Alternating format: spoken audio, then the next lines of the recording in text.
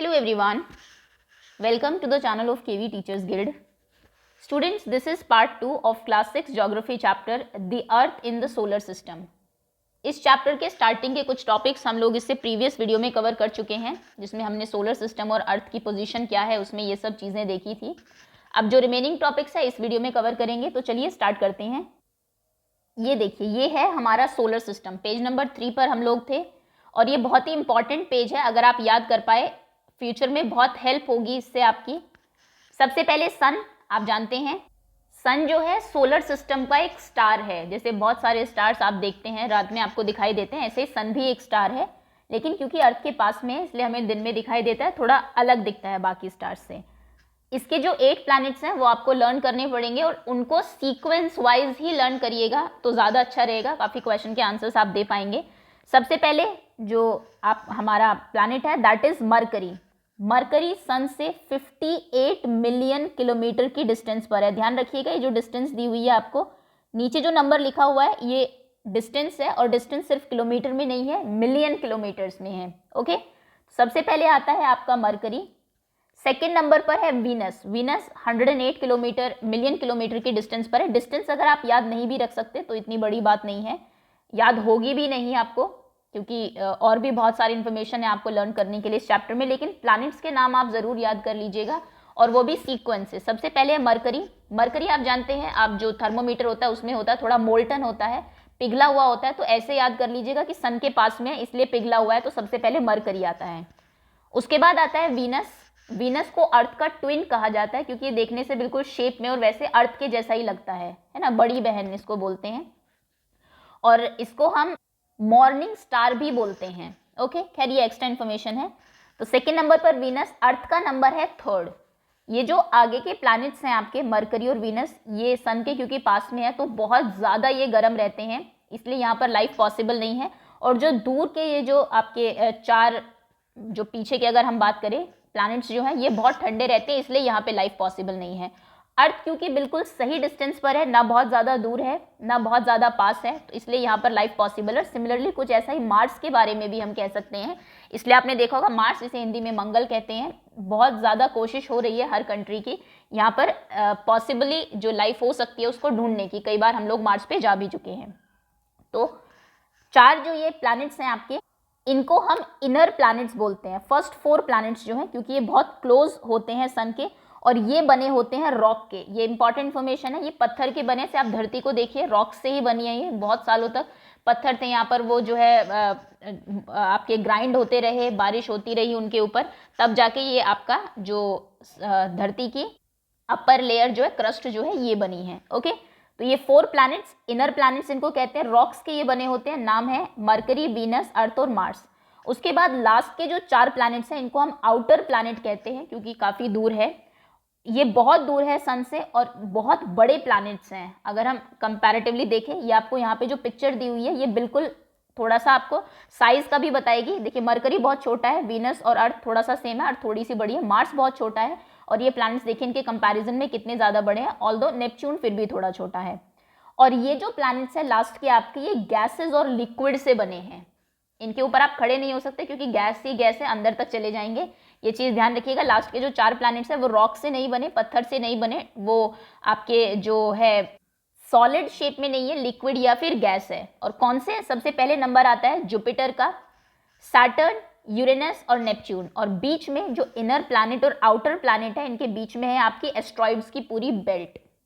Asteroids क्या होते हैं? कुछ ऐसी कोई चीज़ नहीं है, सिर्फ नाम ही इनका थोड़ा भारी भरकम से रखा गया. कुछ नहीं है, पत्थर है बहुत सारे जो कि मार्स और जुपिटर के बीच में कांस्टेंट क्या करते रहते हैं, सन के चारों तरफ जैसे ये प्लैनेट्स घूमते हैं ऐसे उस ऑर्बिट में सन के चारों तरफ ये भी घूमते रहते हैं सन की ऑर्बिट में. ओके, तो इनके बीच में एस्ट्रॉइड बेल्ट है. ये कुछ इन्फॉर्मेशन है जो आपको लर्न करनी है, जो मैंने बता दिया. इनर प्लैनेट्स, आउटर प्लैनेट्स आपको पता होने चाहिए, किस चीज़ के बने हैं ये पता होने चाहिए और सीक्वेंस से ये याद होने चाहिए. सबसे पहले मरकरी, वीनस, अर्थ, मार्स, आगे के 2 प्लैनेट्स जुपिटर, सैटर्न, यूरेनस और नेपच्यून. ठीक, बाकी जो नीचे इन्फॉर्मेशन आपको दी हुई है, आप चाहे तो एक्स्ट्रा नॉलेज के लिए इनको रीड कर सकते हैं, लेकिन इनको लर्न करने की आपको ज़रूरत नहीं है, याद नहीं करना है.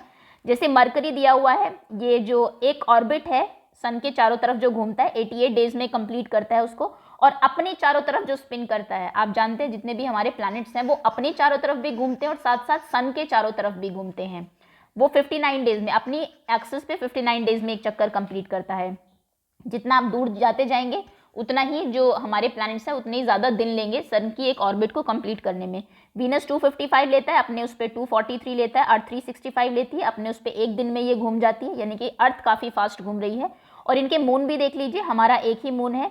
जैसे कि हम बात करें मार्स के 2 मून हैं। अगर मार्स पे लाइफ पॉसिबल है, कभी हम मार्स पे जाके रहने लगे, आप में से कोई अगर जाता है तो आपको वहाँ पे 2 मून दिखाई देंगे, 2 चांद दिखेंगे रात में। ओके, उसके बाद जुपिटर 11 साल में एक ऑर्बिट पे उसके घूमता है, 11 ईयर्स 11 मंथ या फिर अप्रॉक्स 12 मंथ आप कह सकते हैं अपनी एक्सिस पे, लेकिन 9 घंटे में ये घूम जाता है, मतलब बहुत फास्ट है अपने उस पर जो घूमता है।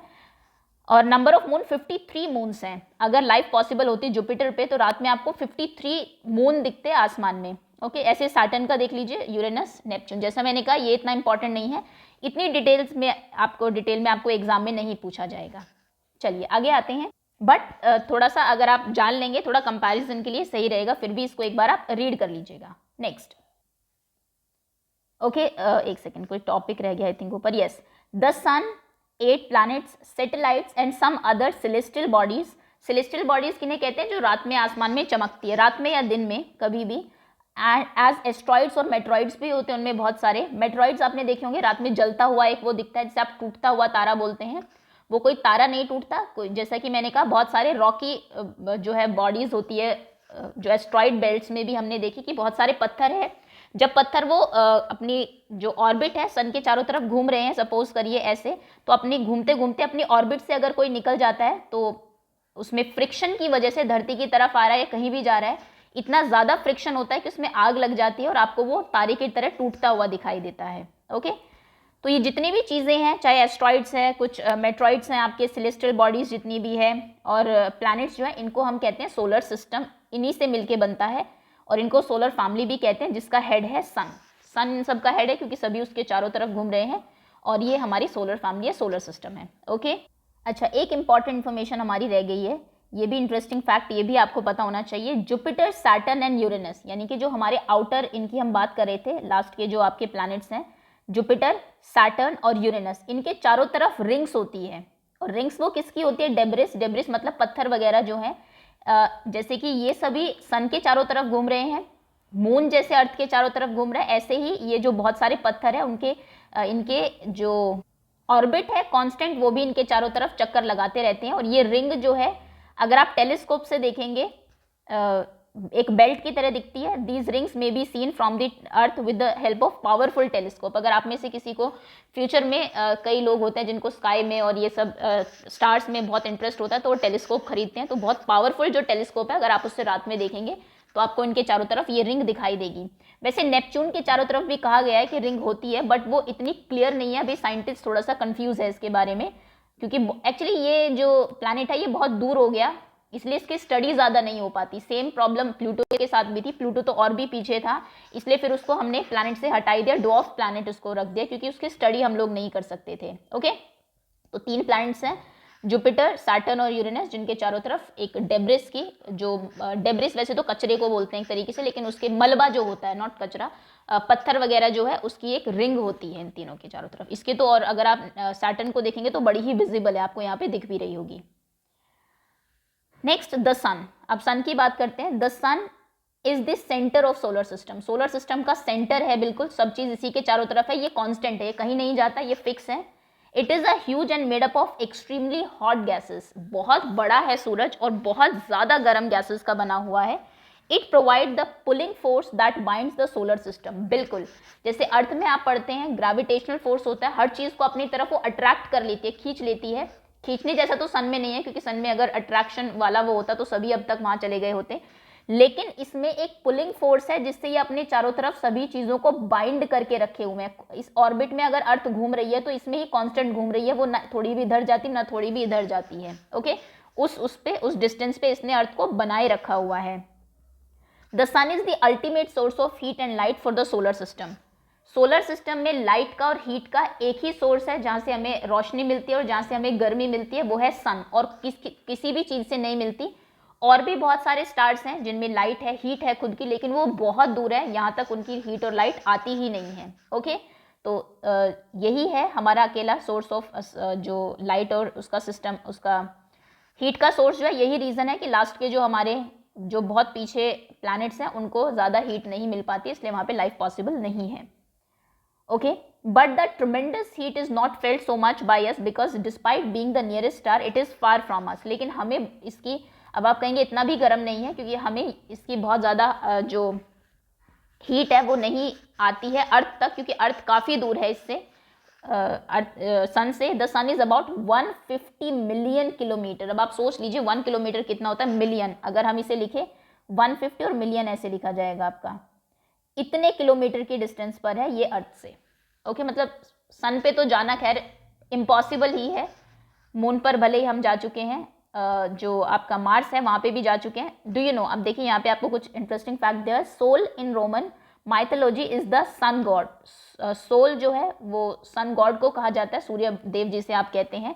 Solar means related to the sun, solar का मतलब होता है कोई भी चीज़ जो सन से रिलेटेड हो। The family of the sun is therefore called solar system, इसलिए फैमिली, सन की जो फैमिली है उसको सोलर सिस्टम कहा गया है। Write down as many words using, okay इतना इंपॉर्टेंट नहीं है, बस ये समझ लीजिए कि सोलर सिस्टम जो वर्ड है वो रोमन जो लैंग्वेज है उससे लिया गया है। नेक्स्ट, ओके, वर्ड ओरिजिन, इसको भी देख लेते हैं एक बार। एक्स्ट्रा ही है ये, आपके चैप्टर से रिलेटेड नहीं है। बहुत सारे वर्ड्स जो यूज होते हैं लैंग्वेज में may have taken from other languages. English में आपने देखा होगा, इंग्लिश एक ऐसी लैंग्वेज है जिसने कई अलग अलग लैंग्वेजेस से वर्ड लेके अपने में जो है डाल लिए। यही रीज़न है कि बहुत सारे लोग जो है वर्ल्ड में इंग्लिश पढ़ते हैं, क्योंकि उन्हें उनकी लैंग्वेज के वर्ड्स वहाँ पर मिल जाते हैं। जैसे आपने देखा होगा संस्कृत का मातृ जो है वो मदर उसी से बना हुआ है ना। बहुत सारे संस्कृत के वर्ड्स ले लिए, ग्रीक बहुत सारे वर्ड्स ले लिए, रोमन बहुत सारे वर्ड्स इसने ले लिए हैं। जैसे ज्योग्राफी जो एक वर्ड है वो इंग्लिश वर्ड है, ये इसका ओरिजिन लेकिन ग्रीक में है। इंग्लिश ने खुद जो है जिसको वो नहीं किया, ग्रीक में देखा उसने कि ज्योग्राफी कुछ मिलता जुलता वर्ड था which related to the description of earth. Earth को जो डिस्क्राइब करे उसके लिए जो वर्ड था ग्रीक में जीई होता है, दो वर्ड से मिलकर बना है, जीई और अर्थ, और ग्राफिया इसका मतलब होता है writing, finding out more about the earth. Okay ठीक है, ये इतना इंपॉर्टेंट नहीं है आपके लिए। तो ज्योग्राफी जो है, ज्योग्राफी, जियोलॉजी, ज्योमेट्री, जॉइड, जियोइड, ये जो वर्ड है कुछ इनके देखिए किस तरीके से बनते हैं। जियो मतलब जीई जो वहाँ से लिया गया है, लॉजी, जियोलॉजी मतलब स्टडी ऑफ अर्थ, जियोलॉजी जो आप पढ़ते हैं, geometry measurement of the earth, geoid resembling the shape form of the earth. Shape जो होती है अर्थ की अभी तक जो आपने पढ़ी होगी 5th क्लास तक, हम ये कहते हैं कि स्फेरिकल होती है, जैसी बॉल है ऐसी होती है, लेकिन वो बॉल जैसी नहीं होती, बिल्कुल गोल नहीं होती, आपको पता होना चाहिए। ऊपर से और यहाँ से नीचे से जो उसके पोल्स हैं वहाँ से थोड़ी फ्लैट होती है, समथिंग लाइक दिस। अगर आप जो ग्लोब है उसको देखेंगे तो वो भी ऊपर से नीचे से थोड़ा सा फ्लैट होता है, और उसकी शेप होती है जियोइड, GEOID, जियोइड। ओके चलिए, ये इतना इंपॉर्टेंट नहीं है, हम अपने टॉपिक पे ही आते हैं। नेक्स्ट, प्लैनेट्स की बात करते हैं। There are 8 planets in our solar system, 8 planets हैं जिनकी हम बात कर रहे थे, और उनका सीक्वेंस क्या है, Mercury, Venus, Earth, Mars, Jupiter, Saturn, Uranus and Neptune. And easy way to remember, अगर आपको आसानी से याद करना है इनको तो एक फ्रेज दी हुई है यहाँ पर, आप उससे याद कर सकते हैं। My very efficient mother just served us nuts, मेरी जो बहुत एफिशिएंट मदर है उन्होंने जस्ट हमें अभी नट्स सर्व किए हैं। M for Mercury, V for Venus, E for Earth, M for Mars, J for Jupiter, S for Saturn, U for Uranus and N for Neptune। ठीक है, वैसे इतना आपको याद करने की जरूरत नहीं है, आप सीक्वेंस ही याद कर लीजिए। ऑल दी 8 प्लैनेट्स, जितने भी 8 planets of the solar system move around the sun in fix path, एक फिक्स पाथ में सभी वो करते हैं, क्योंकि फिक्स नहीं होगा, अगर कभी इधर उधर चले गए तो आपस में टकरा भी सकते हैं, तो सभी का पाथ फिक्स है जिसमें वो उसके चारों तरफ घूमते हैं सन के। These paths are elongated, elongated path कैसा होता है, एक होता है सर्कुलर पाथ, आपने देखा होगा, मान लीजिए सन था, अर्थ जो है इसके चारों तरफ ऐसे भी घूम सकती थी बिल्कुल सर्कल में, ये सर्कुलर पाथ होता। एलोंगेटेड वो होता है जब डिस्टेंस हमेशा सेम नहीं रहती, देखिए वो इस उसमें घूमती है, यानी कि अर्थ अगर यहाँ पर है तो डिस्टेंस देखिए, एक सेकेंड, ये अर्थ है मान लीजिए आपकी ब्लू, यहाँ पर डिस्टेंस बहुत ज़्यादा है, अगर यहाँ आएगी तो फिर डिस्टेंस कम हो जाएगा, यहाँ जाएगी तो डिस्टेंस बढ़ता जाएगा, फिर बहुत ज़्यादा हो जाएगा, फिर धीरे धीरे यहाँ आएगी घूमते घूमते तो डिस्टेंस कम होता जाएगा, फिर यहाँ पे डिस्टेंस बहुत कम हो जाएगा। तो ये होता है हमारा एलोंगेटेड पाथ। कहीं पर जो डिस्टेंस है सन से और अर्थ या फिर कोई भी प्लैनेट है, डिस्टेंस कभी ज़्यादा होती है कभी कम होती है। यही रीज़न है कि जब अर्थ यहाँ पर होती है, दूर होती है, तो फिर विंटर सीजन होता है क्योंकि काफ़ी दूर हो जाती है और जो रेज हैं वो उतनी इफेक्टिवली उतनी हीट नहीं मिल पाती, और जब यहाँ पे होती है तो फिर गर्मी होती है, वो समर सीजन होता है। खैर उसके बारे में हम लोग बाद में पढ़ेंगे ये, लेकिन थोड़ा सा एलोंगेटेड पाथ आपको पता होना चाहिए। Okay, next, they are called orbits, और ये जो उनका जिसमें वो घूमते हैं इस पाथ में, इनको ऑर्बिट कहते हैं। जैसे अर्थ की ऑर्बिट है, इसके पहले जो होगी वो वीनस की होगी, इससे पहले जो होगी वो मरकरी की होगी, बीच में सन होगा। तो ये अपनी अपनी ऑर्बिट, जिस पाथ में ये घूमते हैं उसको ऑर्बिट कहा जाता है।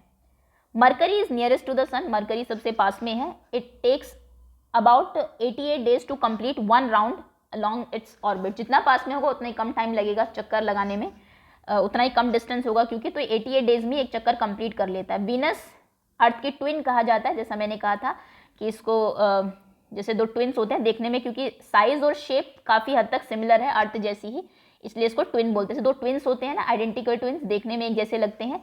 ऐसे सोलर सिस्टम में जब देखते हैं हम ऊपर से तो फिर अर्थ और वीनस एक जैसे दिखते हैं, इसलिए इसको अर्थ का ट्विन कहा जाता है, वीनस को। टिल रिसेंटली, अभी तक, अगर हम अगस्त 2006 की बात करें, Pluto was also considered a planet. पहले 9 प्लैनेट्स हुआ करते थे, प्लूटो को भी हम लोग प्लैनेट मानते थे, सबसे लास्ट में था वो नेपच्यून के साइड में। However, in the meeting of the international astronomical union, IAU की एक मीटिंग हुई internationally, a decision was taken, और वहाँ पर ये डिसीजन लिया गया that Pluto like other celestial objects, कुछ प्लूटो जो है बाकी हमारे जो सेलेस्टियल ऑब्जेक्ट्स हैं, यहाँ पे आपको 3 के नाम दिए हुए हैं। Serious 2003 UB313 discovered in recent past may be called dwarf planets. अभी जो थोड़े दिन पहले हमने इसको डिस्कवर किया था प्लूटो को, अब इसको ड्वार्फ प्लैनेट मान लिया गया है क्योंकि बहुत दूर है ये सन से। इसके बारे में ज़्यादा हम स्टडी भी नहीं कर सकते हैं। नेपच्यून के भी बारे में काफ़ी कम चीज़ें हमें पता है, लेकिन प्लूटो के बारे में तो पता ही नहीं था, तो इसको फिर ड्वार्फ, ड्वार्फ मतलब बोना होता है वैसे, अगर एग्जैक्ट में ट्रांसलेट करूं, जैसे ड्वार्फ जो होता है, कोई आदमी इसकी हाइट छोटी, उसको ड्वार्फ कह दिया जाता है। तो ऐसे इस प्लैनेट को, क्योंकि बहुत दूर था और बहुत कम स्टडी हम कर पाए, तो ड्वार्फ प्लैनेट मान लिया गया। हम अब सिर्फ सन के 80 प्लैनेट्स मानते हैं। Okay, next, the earth. अब हम बात करते हैं अर्थ के बारे में। The earth is the third nearest planet to the sun, ये तो हमें पता है, तीसरा नियरेस्ट प्लैनेट है। इससे पहले 2 और है, मरकरी और Venus. Okay, in size it is 5th largest planet. Size की अगर हम बात करें 5वां लार्जेस्ट प्लैनेट है। लास्ट के 4 प्लैनेट्स हमने देखा काफी बड़े हैं इधर, that is why, okay, it is slightly flattered at the pole. जैसा मैंने कहा कि बिल्कुल गोल नहीं है। पोल्स की अगर हम बात करें, पोल होते हैं ऊपर और नीचे, नॉर्थ पोल है और ये साउथ पोल है अर्थ का, वहां पे थोड़ा सा फ्लैट है, बिल्कुल गोल नहीं है, थोड़ा फ्लैट हो गया, ऐसी इसकी कुछ शेप है। अगर एग्जैक्ट ये भी नहीं है अगर मैं आपको बताऊं, ओके, पोल्स पे थोड़ा सा फ्लैट है, that is why its shape is described as geoid. तो इसकी शेप को हम लोग जियोइड बोलते हैं। जियो मतलब रिलेटेड टू अर्थ, जैसे ज्योग्राफी जो है उसमें हम लोग अर्थ से रिलेटेड चीजें पढ़ते हैं। Geoid means earth like shape, कोई भी चीज जो ऊपर से और नीचे से फ्लैट होती है। अगर मैं आपको एग्जैक्ट शेप बताऊं, आपने ऑरेंज देखा है, वो बिल्कुल राउंड नहीं होता, ऊपर और नीचे से फ्लैट होता है, तो उस शेप को आप जियोइड बोल सकते हैं। Okay, condition favourable to support life are probably found only on अर्थ।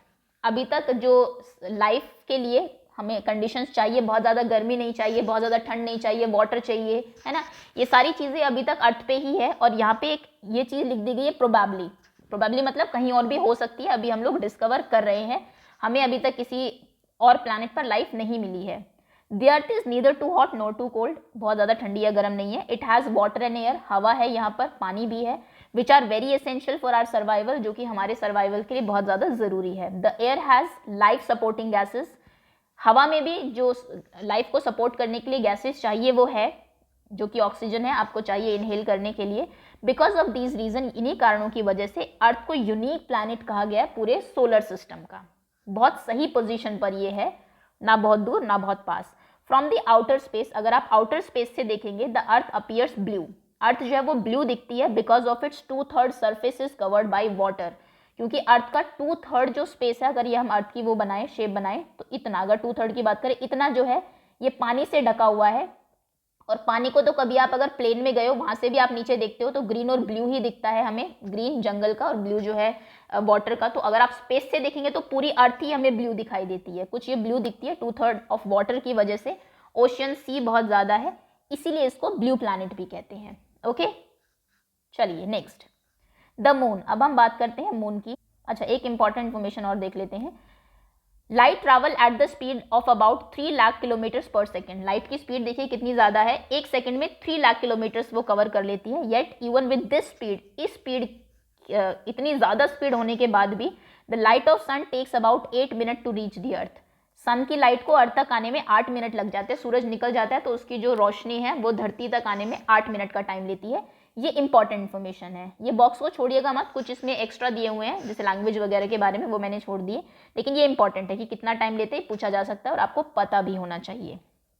अब बात करते हैं मून की। हमने अर्थ देख लिया, सोलर सिस्टम देख लिया, अब हमारा जो एक मून है, एक ही है, उसके बारे में बात कर लेते हैं। The earth has only one moon, one satellite.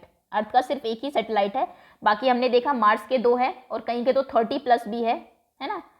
Earth का लेकिन एक ही है, दैट इज द मून, और वो मून है। Its diameter is only 1/4 that of earth. Earth अगर इतनी बड़ी है तो इसका जो डायमीटर है ये 1/4 है। क्वार्टर मतलब 1/4 होता है।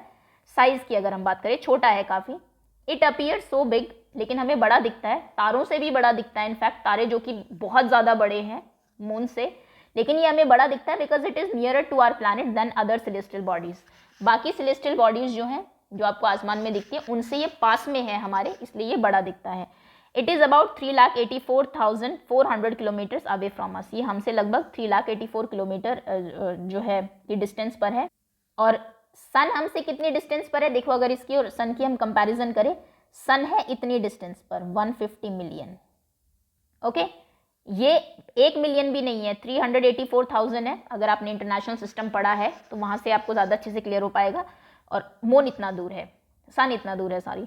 Now you can compare the distance of earth from the moon. Okay, हमने कंपेयर कर लिया है मून की और मून से डिस्टेंस और सन से distance. The moon moves around the earth in about 27 days. लगभग 27 डेज में मून जो है वो एक चक्कर कंप्लीट कर लेता है अर्थ का।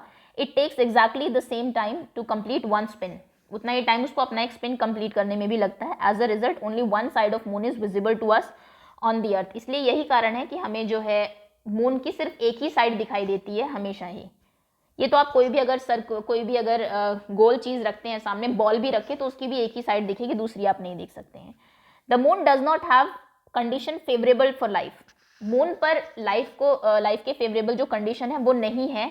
इट हैज़ माउंटेन्स, वहाँ पर माउंटेन्स है, पहाड़ है, प्लेन्स हैं। आपको जो मून में कुछ ब्लैक सा दिखता होगा, कुछ शेप दिखती होगी, वो एक्चुअली माउंटेन्स है। वहाँ पर बहुत हाई माउंटेन्स है, प्लेन भी है एरिया, और डिप्रेशंस भी है, गहराइयाँ भी है, कई जगह गड्ढे भी है ऑन इट। ओके, ये रॉकेट का लॉन्चिंग का दिखाया हुआ है surface. These cast shadow on the moon surface. जो बहुत बड़े, सपोज करिए ये है, यहाँ पर ये माउंटेन है, इसकी वजह से, और यहाँ से लाइट आ रही है सन की। मून की खुद की लाइट नहीं होती, ये भी आप जानते हैं।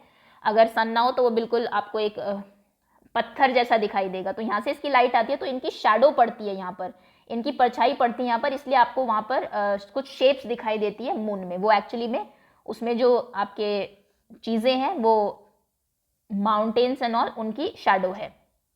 अब बात करते हैं एस्ट्रॉइड्स की। अपार्ट फ्रॉम द स्टार के अलावा, प्लैनेट्स एंड सैटेलाइट्स के अलावा, there are numerous tiny bodies which also move around the sun. और भी बहुत सारी छोटी छोटी बॉडीज हैं। प्लैनेट तो बड़े बड़े होते हैं, छोटे छोटे से पत्थर जितने बड़े, जैसा मैंने कहा, वो भी सन के चारों तरफ घूमते हैं। These are called asteroids. इन्हें एस्ट्रॉइड कहते हैं। और एस्ट्रॉइड बेल्ट हमने देखी थी, हमारे जो 4 इनर प्लैनेट्स और 4 जो आउटर प्लैनेट्स हैं उनके बीच में एस्ट्रॉइड बेल्ट है। किसके बीच में? मार्स और जुपिटर के बीच में। ओके, दिया भी हुआ, मार्स और जुपिटर के बीच में ये मिलते हैं।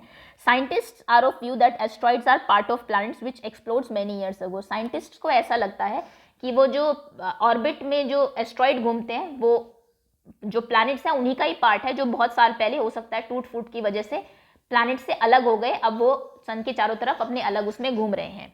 अब बात करते हैं मेट्रॉइड्स की। The small pieces of rock which move around the sun are called meteoroids. छोटे छोटे रॉक के जो पीसीज हैं, पत्थर जो है, जो कि सन के चारों तरफ घूमते हैं, उन्हें कहते हैं meteoroids. Sometime these meteoroids come near to Earth. कई बार ये जो मेट्रॉइड्स हैं ये अर्थ के पास में आ जाते हैं। आपने बहुत बार सुना होगा ये कि कुछ आ रहा है, उस डेट को आएगा, गिरने वाला है, अर्थ के ऊपर ना गिर जाए, ऐसा कुछ, लेकिन गिरता नहीं है। Tends to drop upon it. ऐसा लगता है कि वो अर्थ पे गिरने वाला है। जो लोग स्टडी करते हैं वो देखते हैं during this process due to friction with the air, क्योंकि वो इतनी तेजी से गिरता है और एयर का फ्रिक्शन, हवा का जो फ्रिक्शन है वो बहुत ज़्यादा होता है, उसकी वजह से वो गर्म होता है। आप भी अपने हाथों को अगर जैसे कि आपको फ्रिक्शन जब समझाया जाएगा साइंस में, तो आप अपने हाथों को जब रब करते हैं तो देखिए गर्मी पैदा होती है। तो ऐसे एयर में और उसमें जब फ्रिक्शन होता है तो बहुत ज़्यादा गर्म हो जाता है और वो जल जाता है। It causes a flash of light, जिसकी वजह से आपको एक फ्लैश ऑफ लाइट जैसा दिखता है, एक पूंछ वाला तारा जिसे आप कहते हैं। Sometimes a meteoroids without being completely burn fall on the earth and creates a hollow. Yes, कई बार कोई मेट्रॉइड अगर पूरा नहीं जला तो फिर वो अर्थ के ऊपर गिर जाता है और वहां पे जो है गड्ढा बना देता है। Do you know whitish broad band like a white glowing path across the sky on a clear starry night. अगर आप कभी बिल्कुल साफ आसमान हो, उसमें आपको ऐसा सफेद सा एक ये दिखेगा, एक पाथ जैसा, जिसमें कि ऐसा लगता है कि चमकता हुआ सा होता है, एक रास्ता सा सफेद बिल्कुल। ये क्या होता है? It is cluster of million of stars. ये एक ग्रुप है मिलियन ऑफ स्टार्स का, कई मिलियन स्टार इसके अंदर होती है। This band is called milky way Galaxy, और इस बैंड को मिल्की वे गैलेक्सी कहते हैं। आपने शायद ना देखो क्योंकि पोल्यूशन इतना ज़्यादा हो गया आजकल, ये दिखाई नहीं देता। अगर क्लियर हो, साफ आसमान हो, तब सिर्फ आप इसको देख सकते हैं। Our solar system is a part of this galaxy. हमारा सोलर सिस्टम भी जो मिल्की वे गैलेक्सी है उसी का एक पार्ट है। मिल्की वे गैलेक्सी में बहुत सारे स्टार्स हैं, सन भी उनमें से एक है। उसके कुछ प्लैनेट्स हैं, अर्थ जैसे कि उससे कुछ डिस्टेंस पर है, सही डिस्टेंस पर है, तो यहाँ पे लाइफ पॉसिबल है। ऐसे ही जितने आपके स्टार्स हैं उनके भी खुद के प्लैनेट्स होंगे। मिल्की वे में तो मिलियन ऑफ स्टार्स हैं, और जो उनसे सही डिस्टेंस पर होंगे वहां पर भी लाइफ होगी, है ना। पॉसिबल हो सकता है, लेकिन वहां तक जाना मुश्किल नहीं। हम तो प्लैनेट्स को ही अभी स्टडी नहीं कर पा रहे हैं, तो दूसरे स्टार के प्लैनेट को जानना तो इम्पॉसिबल है अभी तक। Our solar system is a part of this galaxy. Okay, in ancient India it was imagined to be river of light flowing in the sky. पहले के टाइम में क्योंकि बहुत साफ दिखता था, ये पोल्यूशन नहीं था, तो ऐसा लगता था कि ये कोई बहती हुई गंगा है जिसमें बहुत सारे स्टार्स हैं, तारों की बहती हुई गंगा है, इसलिए इसका नाम आकाश गंगा रखा गया था। A galaxy is a huge system. Galaxy क्या होती है, डेफिनेशन आपको यहाँ दी हुई है। एक बड़ा सा सिस्टम होता है, इसमें बिलियंस ऑफ स्टार्स होते हैं, क्लाउड्स होते हैं of dust and gases, dust के और गैसेस के। There are million of such galaxies that make the universe. Million of ऐसी गैलेक्सीज मिलके यूनिवर्स बनाती है। अब देखिए आप, यूनिवर्स का कितना छोटा पार्ट है। यूनिवर्स है, उसमें मिलियन ऑफ गैलेक्सीज है, मिलियंस। मिलियन ऑफ गैलेक्सीज में million of billion of stars हैं, उनमें से एक स्टार सन है। सन के 8 प्लैनेट्स हैं, 8 प्लैनेट्स में से अर्थ है। ओके, तो हम तो एक बहुत ही बिल्कुल डस्ट पार्टिकल जितना भी नहीं है गैलेक्सी का, सॉरी यूनिवर्स का। It is difficult to imagine how big the universe is. Imagine करना ही बहुत मुश्किल है कि कितना बड़ा ये यूनिवर्स हो सकता है। Scientist are still trying to find out more and more about it. Scientist अभी भी बहुत कुछ जानने की कोशिश कर रहे हैं इसके बारे में। We are not certain about it size, हमें नहीं पता कितना साइज, बड़ा साइज है, but we know all of this. You and I belong to this universe. लेकिन आई एम श्योर जल्दी हम लोग जान लेंगे, हम और आप इसी यूनिवर्स से बिलोंग करते हैं। आप में से हो सकता है कोई बड़ा होकर साइंटिस्ट बने और इन सभी क्वेश्चन के आंसर्स फाइंड करे। इंटरेस्टिंग फैक्ट देख लीजिए, नील आर्मस्ट्रॉन्ग जो है फर्स्ट मैन था to step on the surface of the moon, जो कि मून के सरफेस पे गए थे। 20 जुलाई 1969 को ये गए थे। फर्स्ट इंडियन कौन थे जो कि मून पर गए थे, ये आपको पता करना है। इनका नाम है राकेश शर्मा। ओके, चलिए next. A satellite is a celestial body. Satellite क्या होते हैं? एक सेलेस्टियल बॉडी होती है that moves around the planet, जो प्लैनेट के चारों तरफ घूमता है। जैसे हमारा जो सैटेलाइट है, अर्थ का जो सैटेलाइट है वो है मून, ये हमारे मून के अर्थ के चारों तरफ घूमता है। तो प्लैनेट्स के चारों तरफ जो घूमते हैं उन्हें उनका सैटेलाइट बोलते हैं, और मून हमारा एक सैटेलाइट है। कुछ तो नेचुरल सैटेलाइट है जैसे मून, कुछ ह्यूमन मेड सैटेलाइट भी होते हैं जो हम आर्टिफिशियल बनाते हैं, जो अर्थ के चारों तरफ घूमते रहते हैं हमने, लेकिन उसको ऑर्बिट में डाला है। ये आर्टिफिशियल बॉडी है। It is design by scientist to gather information about the universe. Universe के बारे में इन्फॉर्मेशन गैदर करने के लिए, इकट्ठा करने के लिए, क्या हो रहा है आपको, जैसे मैंने बताया बहुत दिन पहले पता लग जाता है कोई मेट्रॉइड आ रहा है। वो कैसे पता लगता है? इन सैटेलाइट की वजह से ही पता लगता है। या फिर कम्युनिकेशन के लिए आप फोन करते हैं एक से दूसरी जगह, वो जो सिग्नल है सैटेलाइट की वजह से ही जाते हैं। It is carried by rocket. Rocket satellite को अपने साथ लेके जाता है और अर्थ की ऑर्बिट में उसको छोड़ देता है, और अर्थ की फिर ग्रेविटेशनल फोर्स की वजह से वो उसके चारों तरफ घूमता रहता है। इंडिया के कुछ सैटेलाइट के नाम आप देख लीजिए, इनसेट, IRS और एड्यूसेट। ये देखिए सैटेलाइट का लॉन्चिंग का तरीका आपने दिखाया, यहाँ पे दिखाया हुआ है। रॉकेट अपने साथ लेके गया सैटेलाइट को, ये यहाँ से रॉकेट लॉन्च हुआ, उसके बाद रॉकेट तो वापस अर्थ के ऊपर गिर जाता है, सी में या कहीं भी, और सैटेलाइट जो है ये यहाँ पर इसमें रह जाता है। ओके, चलिए, सो दैट्स ऑल स्टूडेंट्स। ये था आपका चैप्टर। होपफुली आपको समझ में आ गया होगा। थोड़ा इंटरेस्ट के साथ पढ़िएगा, बहुत इंटरेस्टिंग चीज़ है। Thank you so much, and बहुत जल्दी इसके क्वेश्चन आंसर्स और बाकी जो वीडियोस है वो भी अपलोड कर दी जाएगी।